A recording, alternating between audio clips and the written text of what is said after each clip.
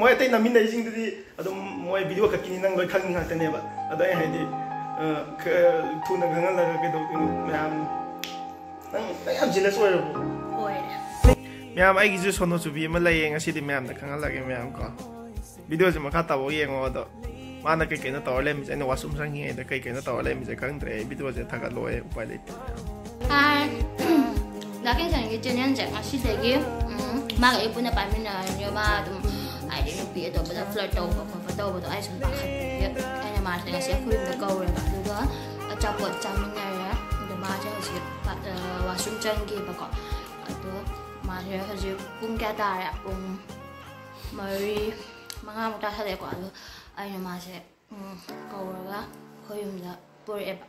ai ma si ai na chien doi ne ba ado mangon da di khanghan gi roi bai na chen ni hai se adum hadi to sna ga ha chamina khomina to ga ha le ni jak cha se hai du ne bai na khoi da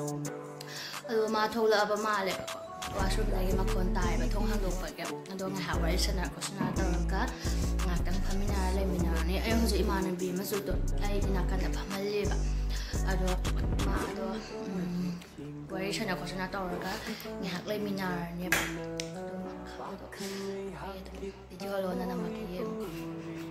Hi guys, mayam da ai adabet hariba platform sigi matang da kitang hairamge madudi akoi na adabet hariba platform sida de koi na deposit amata tawdraga so akoi birthday bonus oina 5000 logi changda phangba yai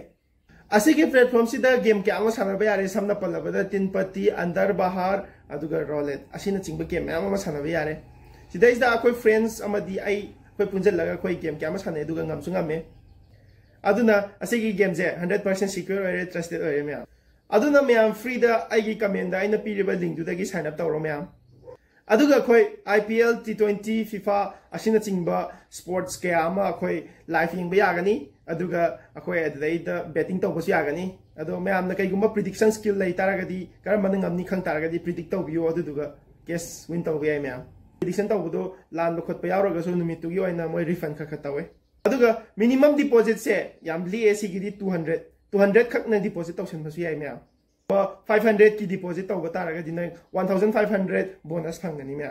aduga sigi FC gi ham na ina nungai ba je hen nungai ba je withdrawal amasing deposit se instant oye ba haibadi khudak ta aduga moi gi customer service se 24/7 adum nang gi mating pangani ba nang na khang da ba ko ta yaw matam da adum aduna me am gi comment pin taw riba links da changa ga noi sign up taw biro me am mala e ba ho share video na men nang gi phone bye bye tangira edo me moi wai na ba na te na account tha ba YouTube ke ai ban kan ne kan la sa ba hai di nang pi da thar taw ba da ai ta sin pa de ba hai ko kan ni lai kan hai di ai nang na thar taw da ai ta sin pa khat le du na ibani tum hai di ma ma da dum ke ta ra ya ai ko ka pa kan ngai lai te ba ada ai nei ka pa kan ngai lai te ba su nang na pa khat da ai pa khat ba hai di just nang na Rosie bi bi to hoi to ba acting just like it I'm so jealous ai pam de ako ini stop lo lagi na ko ai ni ko hor pa ta ngai yam ke su kui tri thai di kang lai na khang la ga ai ko na bi ko han ga ne nang ngai kha la ga ni kang na lai na khang ga nang view han ba ga ai ga kana hen lu ga adu bu di chum me ba nang ne na lu yem ko ai han ni se adai han ni se object khang la di se ba hai hoi adu na pam 또 이거 는 나사 파기다 들어도 돼. 파기가 때 아니야 하셔. 생번요. 난 미나 파기 많아. 뭐 먹는 거 떨어까 너 해 봐.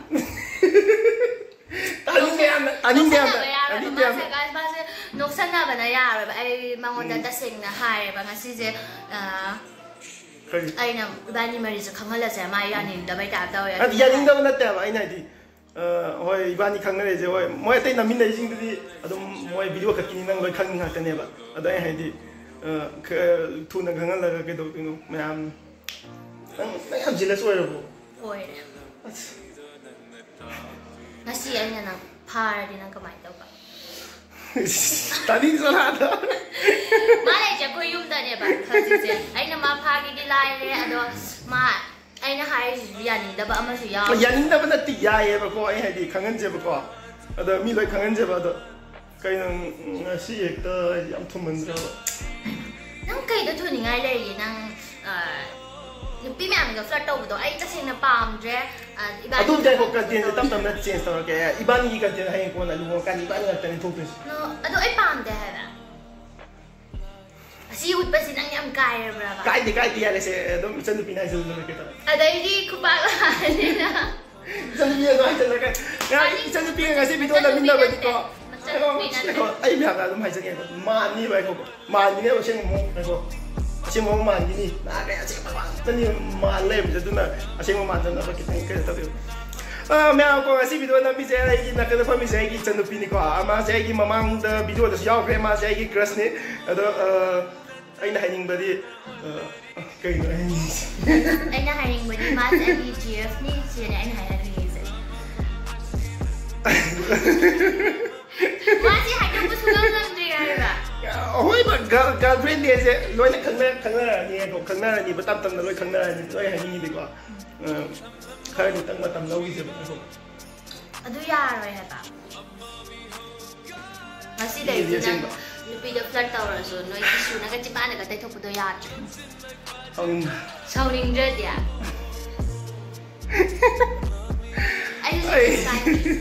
Ai nak tahu Pung Mariga minit 25 ta ko hajik nyam ka Pung Mariga minit 25 ta re do ai je yum hal lage daw bani do Yadre han ba wai shan nang daw yang wai nang si de kanyo nang si de kanyo daw ta kan daw di nang si ko do friend daw ka le do natte hai ba seng bai nei na hai si nang da ai sa Khangan ba dong ko khani le ga khangan je ba ang ko ba Yadre asidi video khakini ba video namin na gisa ko ke daro ke khare kuina minga dum nang chan Nupi ma le ni hai bai ma de no khani ma ge no ai ko ne ma dang cha kan dai ha ke ai ke yo khangan ni ke ge no na ai am khangan ni ma gai ga nang sin nai chan hi mai he le ba kwa aduh ma ha ji ba kana ta da ha yo de sama chan Nupi ni hai ma ma ne su video nang bra ba ne aduh ai ma wa da support ta ba ne ba aduh ha ji ba ma hai do king dre ha mà ai cho thằng dâu được rồi, mai cho thằng dâu. Anh thấy đi. Anh này thấy em ta hay lên năng giờ xem bà kia không là sao. Mà tao làm lại cái này có cái gì đấy. Năng gì mà tao nó ngại bây giờ ai quay nó mà hay bây giờ.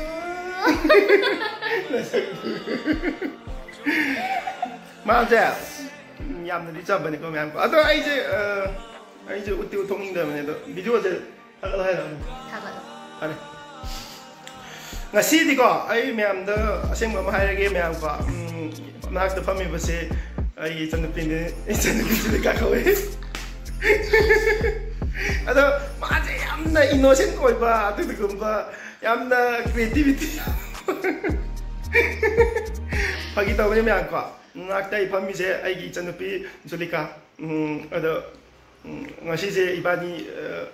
Khngamdre Chellaje dong male ini semua kau ibani ngasih semua Chellaje dong male punya tinggal ni ada mana cak-cak gitu ya cak-cak di sana right kayak ni kalau dia pakai itu cak ada bayar orang yang pakai kuno nang uri itu nang Kanjipur jelapan nanti hai ba atau kan mai ba kangen laga kayak nang pam Khangal di mi to pa na nang na to pa da flirt tau ra su kana ta nang wanda kem hen jan nga maroi ai lei bane mai na dum hair ni ai mo da su kan ki na ching na ba ko ba lei do mai exchange ya pa do ya nang hasing mit do ai ting hal la ya ra ha ba tak sar han ni mi ba ni ta le sang la ya la ting ya si hal la ai thai ni je oi khangal la si ya video dem ta lagi ko and khangal la si मैं हम नकन नहीं फमी से इतने Nupi Julika का अरे मारे इतने Nupi ने आप द दूसरी इतने Nupi ने आई जो क्रैश ने का अरे इतने Nupi ने बको अरे वीडियो से